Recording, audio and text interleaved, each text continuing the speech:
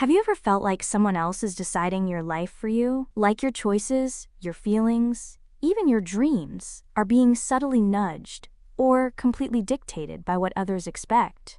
I remember this one time when I really wanted to take a solo trip, just me and my thoughts, but everyone around me kept saying it was too risky or not practical.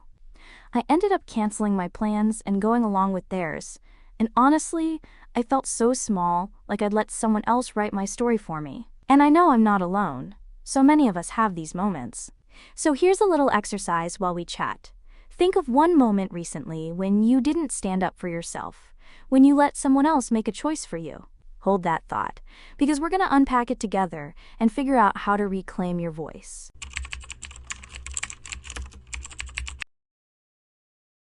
So now that we've reflected on a moment when we didn't stand up for ourselves, let's take a step back and really look at why that happens. The truth is, our decisions are shaped by so many external pressures: family, friends, social media, even relationships we're in. Sometimes it's as simple as your mom suggesting a career path, or a friend subtly hinting that you should dress or act a certain way. Other times, it's the endless comparisons we scroll past on Instagram or TikTok, making us question whether our own choices are good enough. The tricky part is that this control often comes disguised. It might look like advice, but really it's criticism.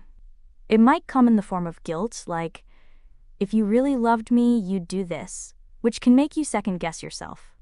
Or maybe it's a tiny nudge every day that slowly changes your story without you even realizing it. And honestly, it's exhausting, because you start to feel like your life isn't fully yours. So here's a little exercise for you while we talk. Take a moment and think about one area in your life where someone else might be steering your choices. Is it what you wear, what you say yes to, or even how you spend your time? Keep that thought in your mind, because recognizing it is the first step to taking your power back.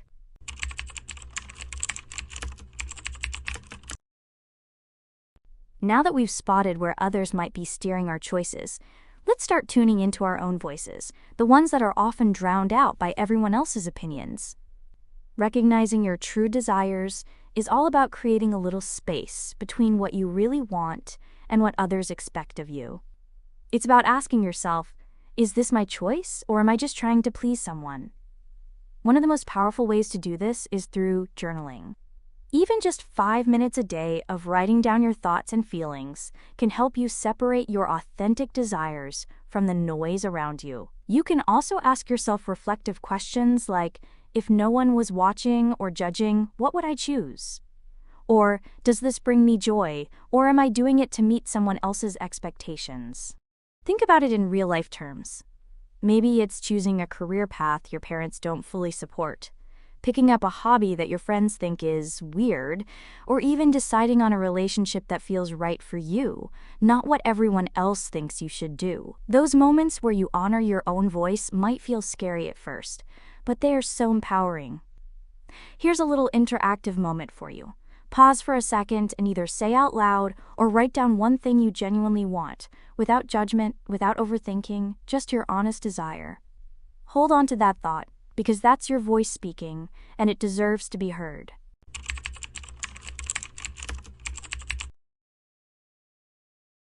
Okay, now that we've connected with our own voice, let's talk about boundaries, the superhero tool for protecting your autonomy. Boundaries aren't about being rude or selfish. They're about creating a safe space for your choices, your feelings, and your energy. Without them, it's easy for people, sometimes without even realizing, to keep steering your decisions or making you feel guilty for choosing yourself. So how do we set boundaries in real life? First, it can be as simple as saying no without over-explaining. For example, if someone pressures you into plans you don't want, you could say, I appreciate the invite, but I'm going to pass this time. Limiting toxic advice is another key step.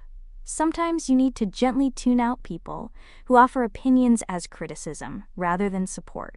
Let's make this a little fun with a role play. Imagine someone says, "Are you sure you want to do that? Maybe you should do it my way." Instead of shrinking, you could respond politely but firmly, like, Thanks for sharing your perspective, but this is something I really want to try my way. See? Calm, confident, no guilt. Your choice, your voice. Here's a little interactive moment. Think of one small boundary you can set this week, whether it's saying no to a favor you don't want to do, muting judgmental advice, or stepping back from comparison on social media. Visualize yourself actually saying it, and notice how empowering it feels. Boundaries are practice, and every little step is a win toward reclaiming your life.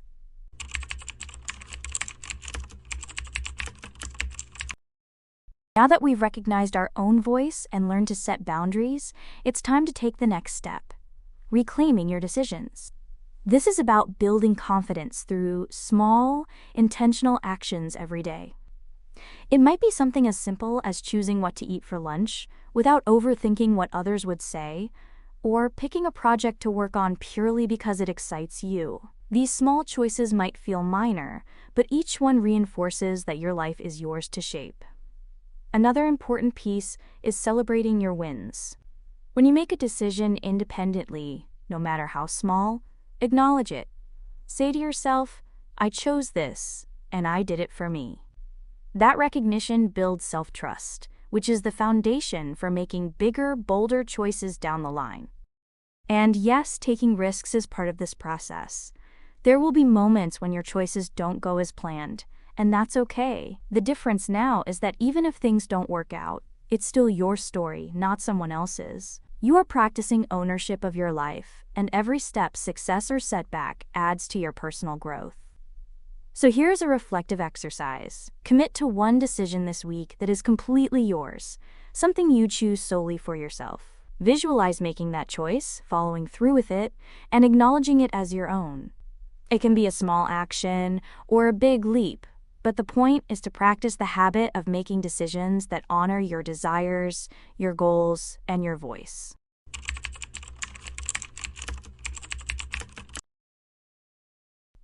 Let's take a moment to think about the mindset that keeps us giving away our control. Often it's rooted in fears, like the fear of disappointing others or the need for constant approval. We start believing that keeping everyone else happy is more important than honoring our own voice. And before we know it, our choices are shaped by others instead of ourselves. Shifting this mindset is about intentionally reminding yourself that you are in charge of your life. One way to do this is through daily affirmations or personal reminders. For example, you might try, "I trust my decisions and honor my desires. My choices reflect my values, not others' expectations." Or, "I am confident in the life I am creating for myself." Repeating these statements regularly rewires your thinking, turning self-doubt into self-trust. Here's a little interactive exercise. Pause for a moment and either say out loud or write down a personal mantra that feels right for you, something you can come back to whenever you feel pressure from others. If you want, share it with a friend, or even whisper it to yourself in the mirror. The goal is to make it a constant reminder that your life is yours to lead, and that giving yourself permission to choose freely is both powerful and necessary. And that brings us to the end of today's episode. I hope you're walking away feeling a little lighter, a little braver, and more in touch with your own voice. Remember, reclaiming your choices and setting boundaries isn't a one-time thing. It's a practice, and every small step counts. If you enjoyed this episode, don't forget to like, subscribe, and share it with someone who might need a little reminder that their life belongs to them. And I'd love to hear from you. Drop a comment or message about one decision you're committing to this week that's completely yours. I'll leave you with this thought: your story is yours to write. Don't hand the pen to anyone else. Keep that close, and let it guide your choices, your boundaries, and your courage to live authentically. See you in the next episode. Until then, keep claiming your power and trusting your voice.